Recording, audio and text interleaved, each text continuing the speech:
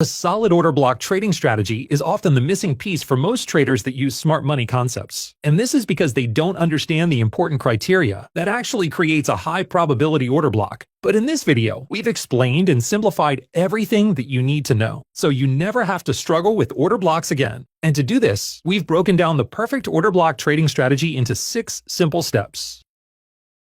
So let's start with step number 1, which involves answering the question, what are order blocks? Here we have an example of a chart, and the first thing we can immediately notice is that the market is moving within an uptrending structure. But when we look at this second leg, you might be wondering why it chose to push up from this specific area. Well, when we look over to the left side of the chart, we actually have a bullish order block, and this is what was used as an area of support for the price to continue higher. And the reason for this is because this is an area in the market which showed a clear history of seller activity, which is made obvious by the large amount of executed sell orders, represented by the bearish candles. So this makes it an area that smart money will target to fill their large buy orders due to the lack of seller activity in the rest of the leg. So to simplify this, bullish order blocks consist of bearish candles, and they act as a form of support with the purpose to push the price higher. And then we also have the other variation, which are the bearish order blocks, which is instead made up of bullish candles. And these are used in the same way, only upside down, meaning they instead act as a form of resistance on the chart. But this is only the very basics, because where most traders go wrong is failing to actually understand the further market structure that needs to be present in order to correctly validate an order block. But we have a few pieces of criteria that makes this very simple. The first thing to understand is that there isn't a specific number of candles that can make up an order block. So to give an example for this, here on the left, we have an order block that is made up of 4 candles, and then on the right side, we have another order block that consists of just one single candle. Both of these are valid order blocks, and this is because it doesn't matter how long it takes for an order block to be created. The only variable that changes from the different number of candles between these two bullish order blocks is the time that the sellers were in control for. The next thing we need to cover is something you might have already noticed, which is that when we mark out our order blocks, we choose to use the candles' bodies instead of the wicks. So using this 4-candle order block as an example, the order block spans from the first candle's opening price to the last candle's closing price. And the same rule applies if it was just a single candle order block, but it would just be from the opening price to the closing price of just one candle. And then for the bearish order blocks, we use the same parameters, but because a bearish order block consists of bullish candles, the opening price of the first candle would be at the bottom, while the closing price of the last candle would be at the top. So now that we know how we mark out an order block, let's move on to the next step, which involves how we can confirm whether an order block is valid. So using this chart from before, we know that this formation of bearish candles formed a bullish order block that went on to be respected when the price later drew into it. But let's say we were at the point in time when these bearish candles had just formed. The question we have to ask is whether these bearish candles have currently created a bullish order block. And the answer would be no. And the reason why is because we haven't seen what the price is going to do next. For example, the price could have just ended up moving sideways, which would mean those bearish candles never ended up forming an order block.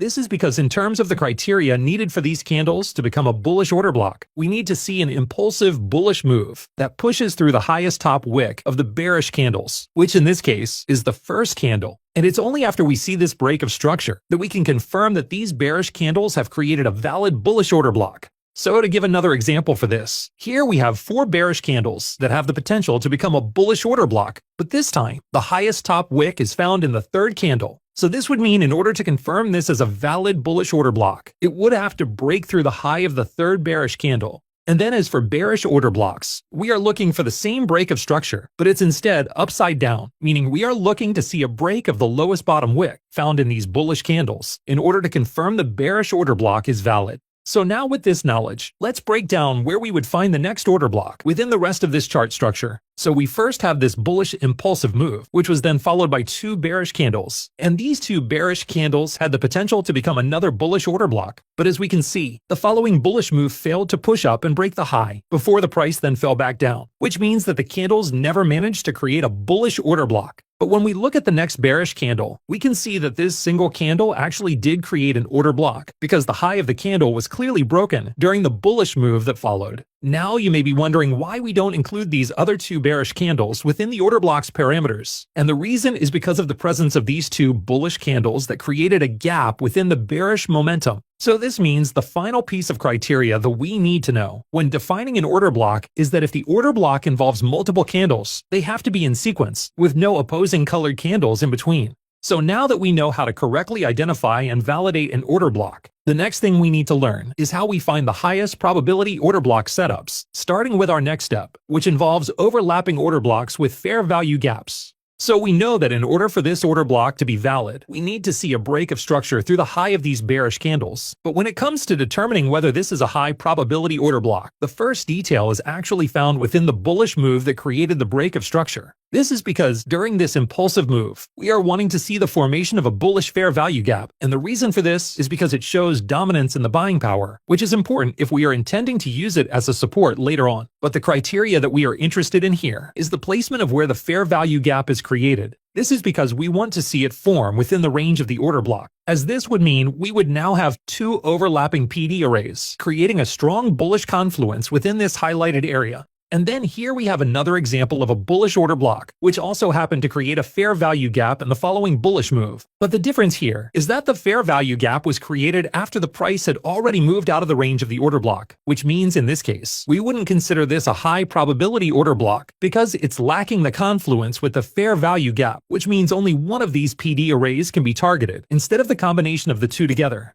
And then we have one more example here, and this time we can see that the impulsive move failed to make any form of fair value gap at all. This shows a weakness in the bullish momentum, meaning this also wouldn't be considered a high probability order block. So to summarize this, when a fair value gap forms in the move that created an order block, it creates confluence between the PD arrays, which strengthens the order block setup. But it's important that the fair value gap actually overlaps with the order block, because this creates a golden zone of support that we can target. But remember, if the fair value gap fails to form within the order block area, or it fails to create a fair value gap at all, we wouldn't consider it a high probability order block. Now let's move on to the next step for finding high probability order blocks, which is that you should only use order blocks that are unmitigated. Here we have another example of a chart, and with a little bit of analysis, we can see that there is a valid bearish order block, which is also overlapping with a bearish fair value gap, which means it passes the criteria to be a high probability order block. And then when we move forward in time, as expected, we can see that it did end up being respected as an area of resistance. So now that we've seen this order block has been successful in creating a rejection, you might then think this could be a great resistance area to target in the future. But in reality, it's more than likely that this order block will no longer be respected, and the price will simply push past it. And this is because once an order block has been attacked, it then becomes mitigated, which in simple terms means we do not want to use an order block more than once. This is because the reason why smart money target order blocks for their trade entries is because of the large amount of unfilled orders sitting in the area. So when the market pushes into an order block, most of those unfilled orders will then become filled, which means there is no longer a reason for smart money to retarget the order block again in the future, which is why we should also avoid reusing the order block again too. And this applies even if the market has barely pushed into the order block, like we can see in this case, because it is still considered mitigated, so we don't want to use it for another setup.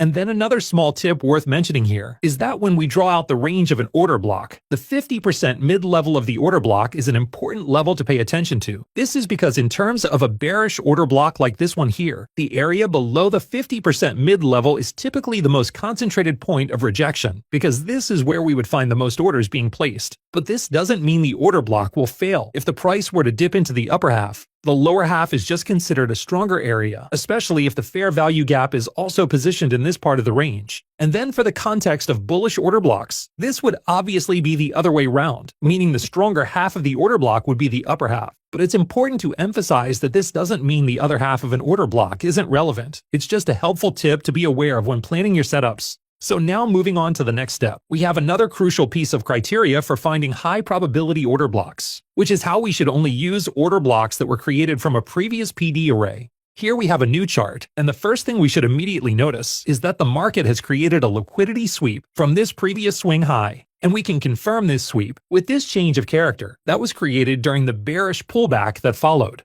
And now, if you haven't noticed already, this market structure has actually created a bearish order block along with an overlapping bearish fair value gap. So that makes this our first example of a very high probability order block. And this is because with the sweep on the liquidity having occurred, the market structure has signaled which direction it intends to move in next. And because the order block was created as a result of this PD array being respected, it makes the order block much more likely to also be respected because it supports the bearish directional bias of the market structure. And to give another example, we have this chart here, but this time, the market is progressing in an uptrending structure. And by using the knowledge we have learned from our previous videos on liquidity and fair value gaps, we know that in order for this bullish trend to continue progressing, it needs to both create and find support in the bullish fair value gaps, like this one here. But what's interesting is that when we analyze the move that drew into and respected this FVG, we can see that it actually created another bullish order block, which we can see was confirmed with the break of structure during the following bullish leg. So this is our next example of a high probability order block because it was created in the move that respected another PD array, which in this case was a bullish fair value gap. And going back to how we mentioned that the market wants to target fair value gaps to use as support during trending phases, we can see that an overlapping bullish fair value gap was created within the order block, making this a strong support that was then used to create the next leg up. So the takeaway here is that you should only be targeting order blocks that are created by another PD array. For example, this could be a sweep on liquidity, a fair value gap, or even another order block, because this not only makes sure that the order block is following the correct order flow, but it also strengthens any other PD array that it overlaps with. And this moves us on to the next step, which is that you should only trade order blocks that align with the higher time frame market structure. Here we have a 15-minute chart, and within the market structure, we can identify two separate valid order blocks, and each have also formed their own individual fair value gaps. But the issue here is that one of them is bullish, whilst the other is bearish, which means they are conflicting in their directional bias. And it's this type of scenario where a lot of traders become confused about which PD array is more likely to be respected. So this gives us a great example as to why we must always use top-down analysis. Because when we zoom out onto the 4-hour time frame to look at the larger market structure, we can actually see that the price action is currently in the process of playing out a typical market maker sell model. This is because we have a liquidity sweep at the top of the chart, which is then followed by a change of character, suggesting that the directional bias has now switched to bearish.